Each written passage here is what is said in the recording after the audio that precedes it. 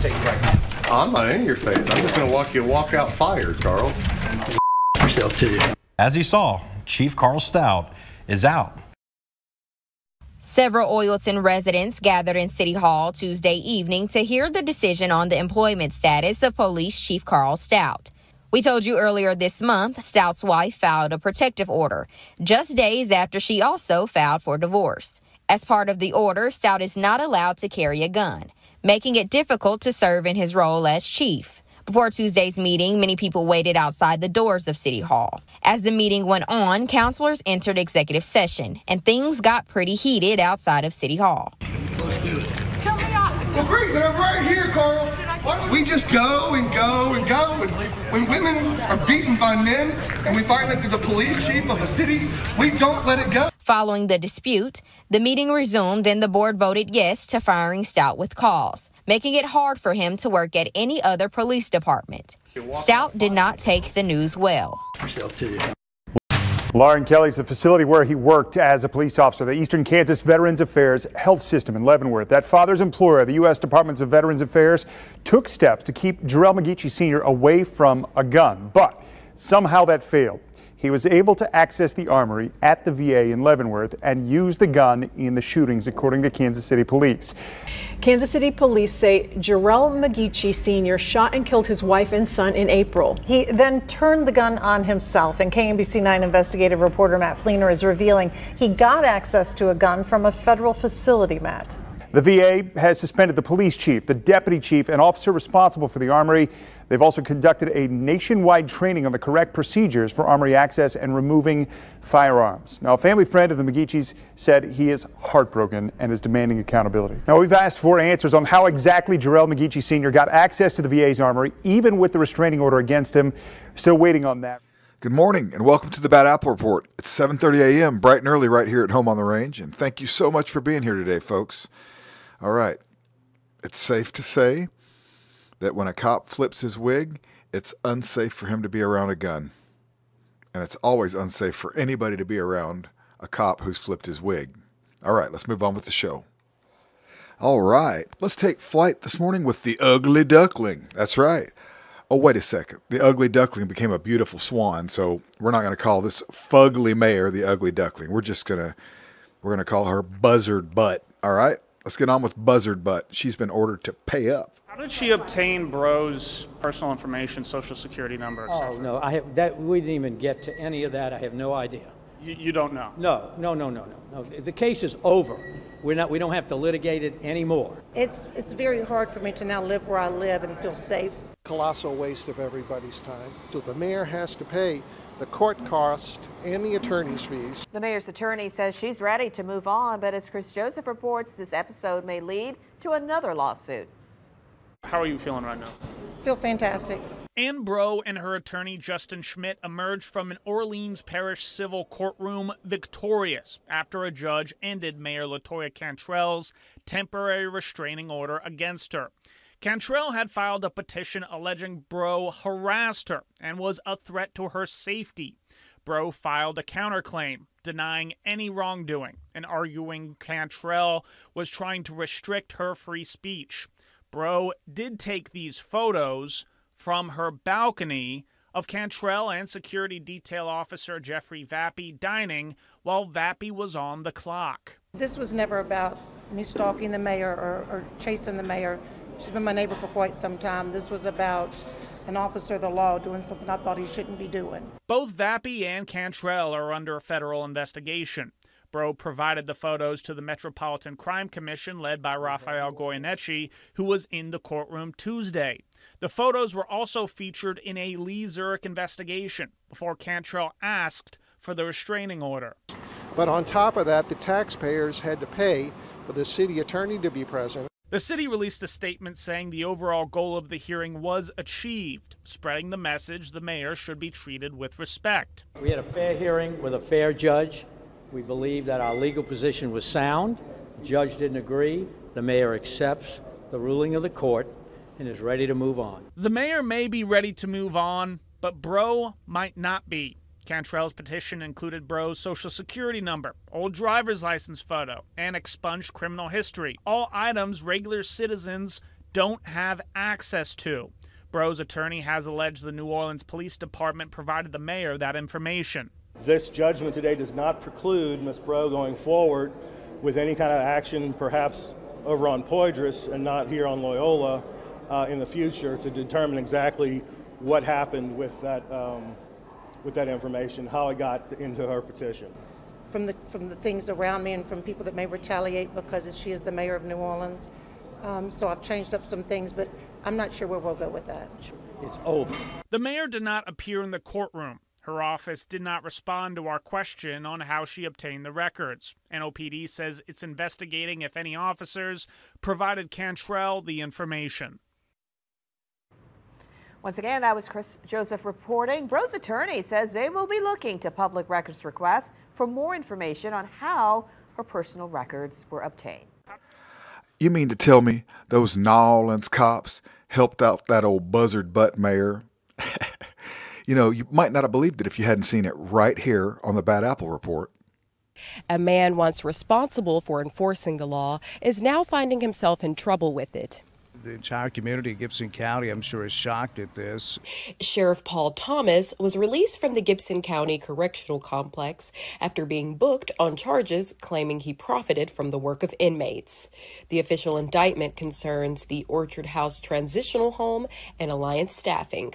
39 News visited the Orchard House but was told that Sheriff Thomas has not been involved with the transitional home or its staffing agency since 2022, when the FBI conducted its original investigation. Gibson County native Dan Reeves grew up with Paul and has a different perspective on the case. I know him very well. He's an outstanding person.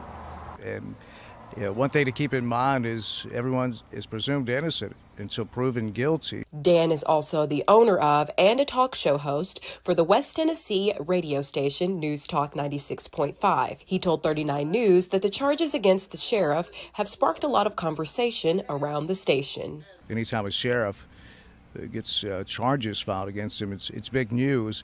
And we've had a lot of calls about Sheriff Thomas, and I caution our callers and listeners to reserve judgment again till he's had his day in court. Sheriff Paul Thomas is scheduled to appear in court in September. But unfortunately, what we hear from a kind of polarized environment is it doesn't matter what my policies are. They're coming after my race, my religion, my nationality, which is American. But, you know, I've been called Indian, Pakistani, so many different things that are not even accurate. But our goal is to respond back with love. That was Terrell Patel on The Factor last year when he claimed he was a victim of racism in the political race for county commissioner. Our sources say his arrest is related to the allegations he made in the interview and in others, where he claimed people were sending him hate messages online and through social media. Our high-level source tells The Factor the Texas Rangers are investigating if those claims of hate and racism were totally made up by Patel, who is still running as Democrat for the seat. He is charged with online impersonation, a felony, and a misdemeanor charge of misrepresentation of identity.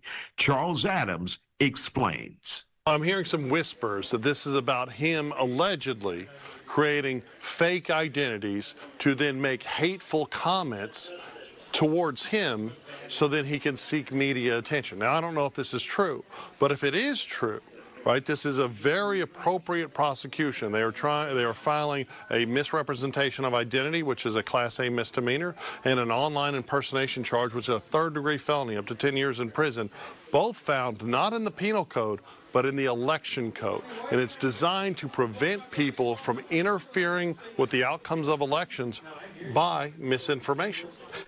Now, as we said, Patel at one point worked for the Biden administration and Fort Bend County Judge K.P. George. We reached out to him and his campaign manager tonight, and we have not heard back. He is out on a $20,000 bond for the felony charge and a $2,500 bond for the misdemeanor charge. We'll have much more tonight at 10:30 on The Factor Uncensored. Rashi. I bet that when you found out about these allegations, it was shocking to you since you had him on the show earlier. Absolutely, because I said to myself, this guy is sharing his story about racism and hate, and there is a middle ground where, you know, in some instances, people of color can meet and talk about these issues.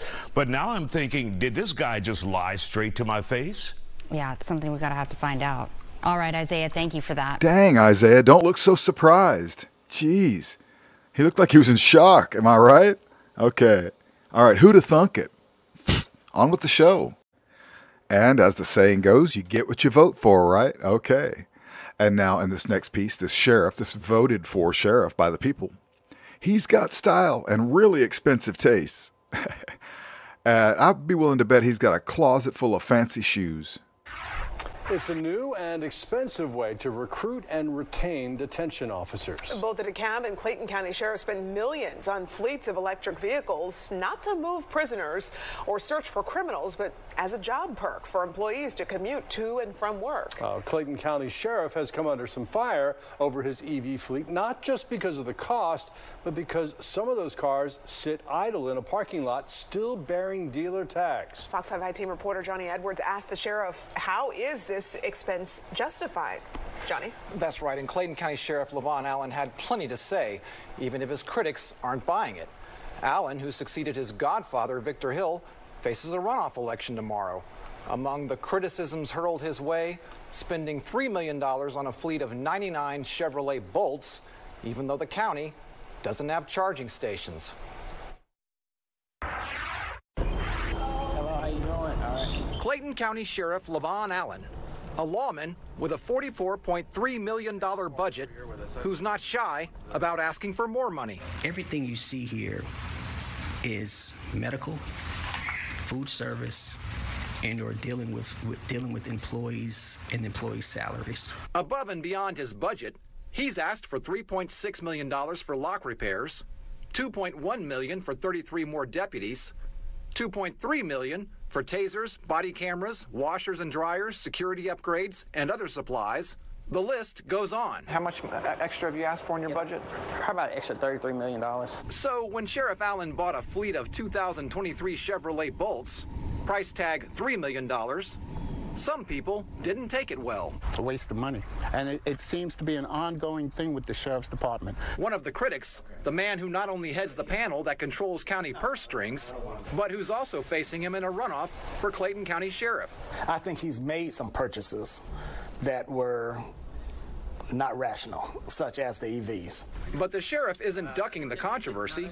He told the Fox 5 team he can explain. When I came in as a sheriff's office, I was working at about 40% employment capacity, and I had to find a way to get all of my positions filled. So one of the things I thought about was incentivizing the employees. Allen said he took inspiration from DeKalb County Sheriff Melody Maddox, who last year began leasing 100 Chevy Bolts as take-home vehicles for detention officers, a way to recruit and retain employees.